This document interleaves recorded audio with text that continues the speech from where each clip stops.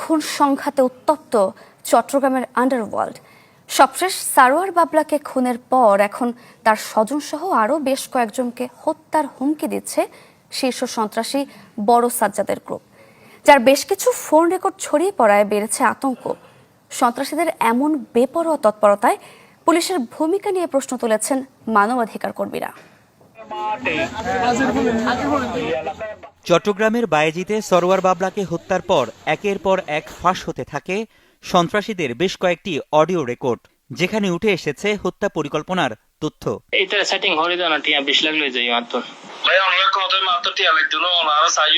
বিভিন্ন সূত্রে নিশ্চিত হওয়া গেছে, অডিও রেকর্ডের একটির কণ্ঠস্বর বিদেশে পালিয়ে থাকা শীর্ষ সন্ত্রাসী বড় সাজ্জাদ, অন্যটি বাবলার বন্ধু ব্যবসায়ী ইকরাম। যেখানে বাবলাকে হত্যায় একরামের সহযোগিতা চায় সাজ্জাদ। বিনিময়ে সাজ্জাদ 20 থেকে 25 লাখ টাকা দেওয়ার প্রস্তাব দেয়।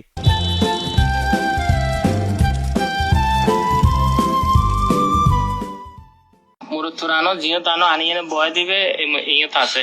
Hazal go Tia Bishakai, Toring gift to him that is on the Gary Hulu Garilo Dium Bishwash like the Zian Hoyan.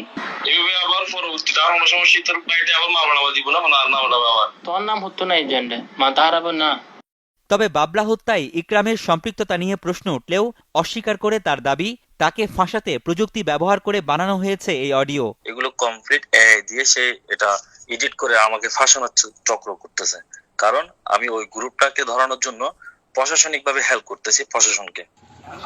আরেকটি অডিও কলে সাজ্জাদ আলীকে বলতে শোনা যায়, খুনের পরিকল্পনার অংশ হিসেবেই ঘটনাস্থলে নেওয়া হয় চট্টগ্রাম ৮ আসনের বিএনপি প্রার্থী এরশাদুল্লাহকে, যা জানতেন না তিনি।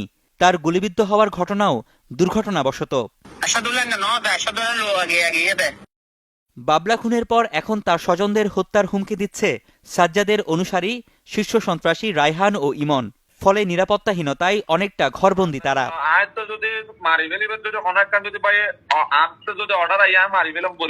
এক ধরনের ঘরবন্দি আছে সবাই, আমার ভাইয়ের কবরেও যেতে পারতেছি না, নিরাপত্তাহীনতায় ভুগতেছি। শীর্ষ সন্ত্রাসীদের এমন বেপরোয়া তৎপরতায় আতঙ্ক ছড়াচ্ছে জনমনে। নাগরিক সমাজের দাবি, অপরাধ দমনে পুলিশের সদিচ্ছার অভাব আছে। কাউন্টার টেররিজম, আমাদের অনেকগুলো cyber crime, anti cyber crime team আছে। এদের কাজটা কি? এই যে অডিওগুলো ফাঁস হচ্ছে, এগুলো তো জনমনে আতঙ্কের সৃষ্টি হচ্ছে, মানুষ তো নিরাপত্তাহীনতায় ভুগছে। আইন শৃঙ্খলা রক্ষাকারীর ভূমিকা তখনই কার্যকর হবে যখন রাজনৈতিক পৃষ্ঠপোষকতা থাকবে না। কারণ আইন শৃঙ্খলা রক্ষাকারী বাহিনী, এটা একেবারে স্পষ্ট, এটা ধ্রুব সত্য, তাদের যে ক্ষমতার উৎস সেটা হচ্ছে রাজনৈতিক ক্ষমতার উৎস। সিএমপির বক্তব্য না মিললেও অডিও হুমকির বিষয়টি খতিয়ে দেখার কথা বলছে জেলা পুলিশ।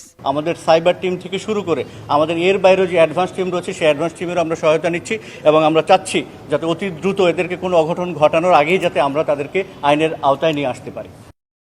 চট্টগ্রাম নগর ও জেলায় গত ১.৫ বছর ধরে ত্রাস চালাচ্ছে বড় সাজ্জাদ, ছোট সাজ্জাদ, রায়হান ও ইমনের নেতৃত্বাধীন কয়েকটি গ্রুপ।